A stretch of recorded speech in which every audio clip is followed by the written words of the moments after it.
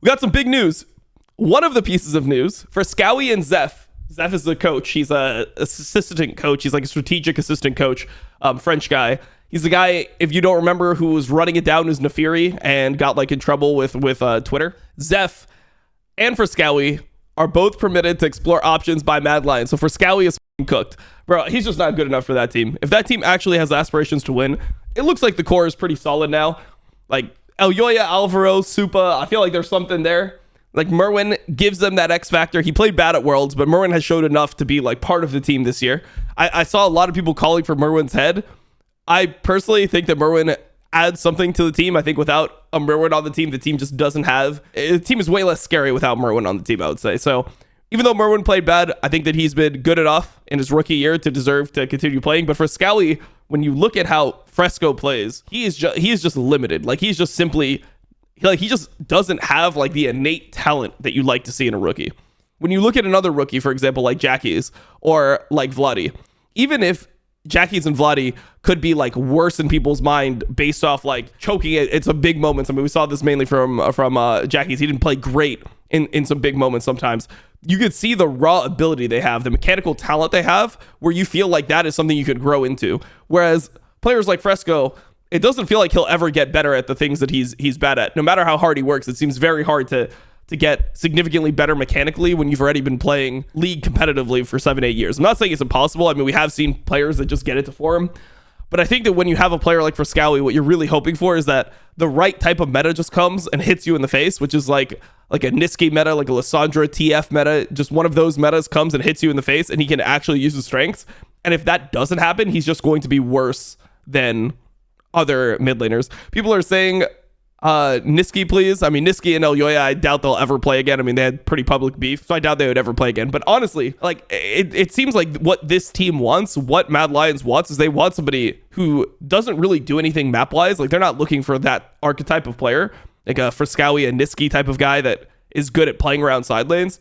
What they are looking for is somebody who is just better individually. Like they want a like strong carry mid laner who's better individually. It's pretty obvious Fresskowy was probably the worst mid laner in the LEC. I don't know about if he was the worst mid laner in the LEC. Like the thing is, I might agree that in terms of skill, I would think that he was the worst mid laner in the LEC, but based off performance, I mean, he didn't perform as the worst mid laner in the LEC. Like he was one of the only guys that could actually, like for some reason, he was like solo killing Caps in season finals. Like he solo killed Caps in season finals. He solo killed Humanoid like probably like 4 or 5 times over the course of the year. Like he just played well. If I were to say who I thought was the worst mid laner in LEC, I would say probably Zweiru. I think Zweiru was probably the worst mid laner in LEC. After him, like Vedio, I think was pretty bad this year. Like I don't think that you can make an argument that he was better than Fresskowy based off this year. And then like Niski, Fresco were probably after that. I think Jackie's Vladdy showed something. Caps, Humanoid, I mean, Larsson is also probably in that mix of like, you don't know how good this player is anymore. I think he's generally overrated by some people, underrated by others.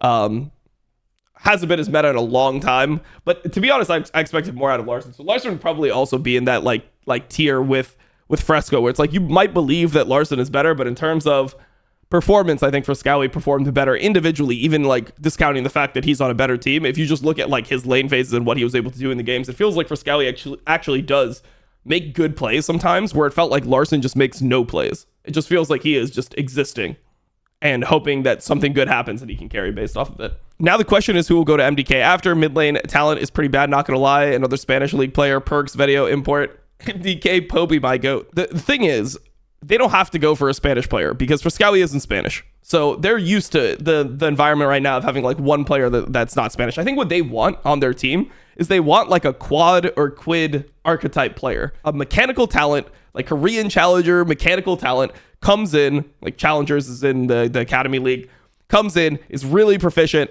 and they can just like play around him. So kind of like how Quad fit into FlyQuest, where it's like, we just want somebody who's good. And like the team is functional outside of you. You know, they have a similar team if you think about like how Inspired plays. Inspired and Elyoya are very calculated in the way that they approach making plays on the map. They're very smart about the game.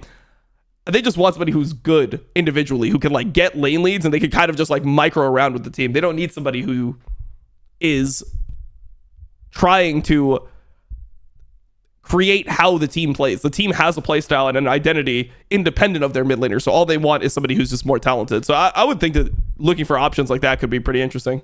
Putting Perks or Vetio on this would make them implode instantly. I don't know. I don't agree. I think putting Vetio on a team like this, maybe this is one of the only teams where Vetio could succeed. Because if you think about like when Vetio has played well in his career, it's when the team was functional and he could just focus on like laning and doing his thing. Also, I think that if Vetio got lucky and he joined a team at this point in his career of winners, like after he's been beaten down, never won a best of 5 in years, like I think that he would be a player that would fit based on what he does into Mad Lions. I just don't think that they want somebody that has attitude like issues or is like rumored to have attitude issues, whatever. But I actually think he wouldn't be that bad within this team environment. Video needs a daddy for a jungler. I mean, like you saw Yanko's video, bro. That shit actually worked. Probably the best he's looked in the last 2 years, 3 years. Well, damn, I thought they'd stubbornly run it back, but no, good for them. Don't think Merwin is a long-term option as well because he simply does not look good on regular meta compared to other top laners. Sure, you can win games off your pocket picks, but they shouldn't be the only champs you look good on. But Adam was in this stage a few years back and genuinely improved, so I want to see if they give him another year. I think Merwin definitely showed me enough. I think people are too people look only at Worlds when they're evaluating Merwin for some reason. Like without Merwin, they just don't even make it to Worlds, by the way. Without Merwin, like the whole reason they were able to play versus G2 and beat G2 in the season finals was because Merwin had all of his weird picks and he was really pressing BB. Like he was doing well. He was playing the Nidalee top, like he played in game 4. Then in game 5, they ran it back blind. BB tried to counter it. Merwin still was effective throughout the game. BB even said, I did an interview with BB. He even said in that game that he felt like he actually failed his team. Like he didn't play well in terms of like how he played his lane phase and how he brought his jungler to his lane phase. He wasted his jungler's time and it just generally was the reason why they lost that game. So I just think that Merwin is just being, people are extremely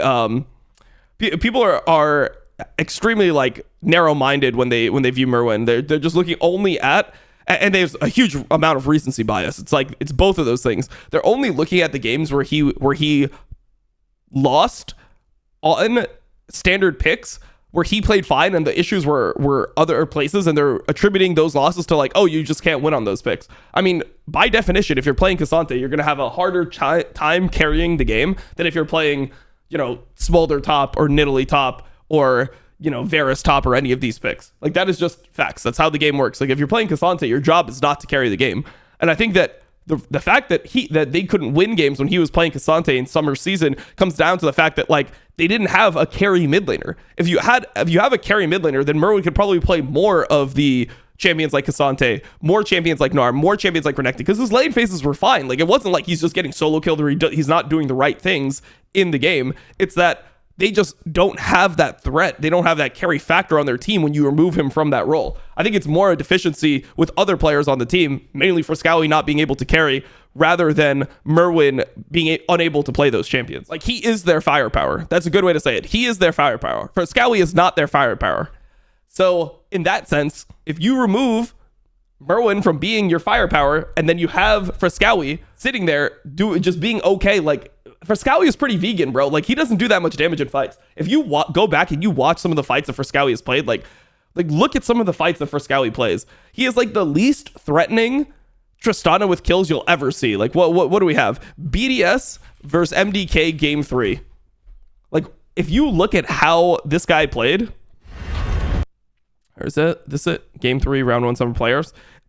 I don't want the highlights. I want the actual game. Here it is. If you look at how Fresskowy plays with his lead, like you're so much stronger than them here, right? Like when you look at other laners, like you're so strong in this situation. He just has no threat. You have Chemtech Soul, whatever. Like you could argue, oh, this is like a bad engage that they end up going for in the jungle. Where is it? Where do they end up throwing the game? It's like this topside jungle. They try to kill Blitzcrank. Like you could argue this is a bad engage, right?